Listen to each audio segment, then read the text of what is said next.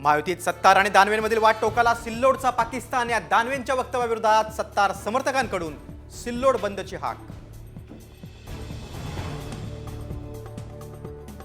भारत आणि बांगलादेश सामन्याविरोधात राजकारण. बांगलादेशमध्ये सुरू असलेल्या हिंदूंविरोधातील हिंसाचाराच्या पार्श्वभूमीवर बीसीसीआयनं मॅचला परवानगी दिली कशी? आदित्य ठाकरेंचा सवाल. पुढील 15 ते 20 दिवसात आचारसंहिता लागेल. भाजपचे मंत्री गिरीश महाजन यांचं मोठं विधान.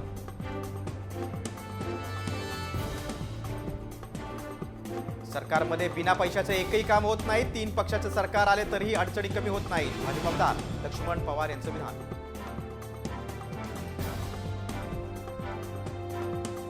नरहरी झिरवाळांनी दिले निवृत्तीचे संकेत. मला राज्यपाल व्हायला आवडेल. नरहरी झिरवाळांचं विधान.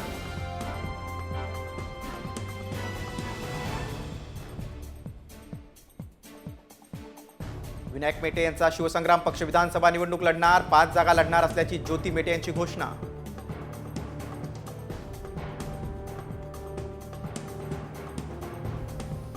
शिंदे गटाच्या आमदारांना महामंडळाचं वाटप झाल्यानंतर अजित पवार यांनी केली महामंडळ वाटपाची मागणी. आज फडणवीस आणि पवारांची होणार बैठक.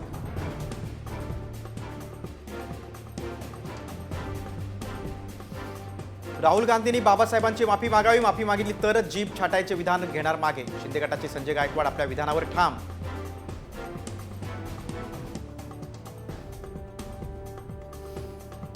पुण्यात शरद पवारांचा अजित पवारांना आणखीन एक धक्का. अजित पवारांचे 10 नगरसेवक पवारांसोबत जाणार. 27 तारखेला पक्षप्रवेश.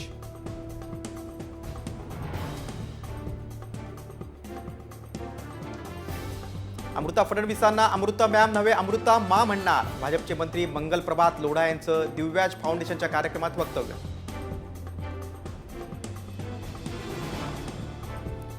महाराष्ट्रातील राजकारण आता रंगमंचावर. मला काहीतरी सांगायचं आहे. मुख्यमंत्री शिंदेंवर आधारित नाटक.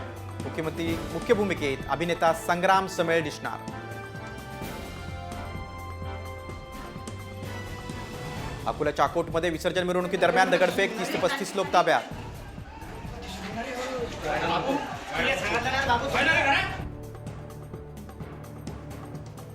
अकोल्यातील मनसे कार्यकर्ता जय मालोकर मृत्यू प्रकरणाला वेगळं वळण. जय मालोकरचा मृत्यू मारहाणीमुळे. पोस्टमॉर्टम अहवालात समोर.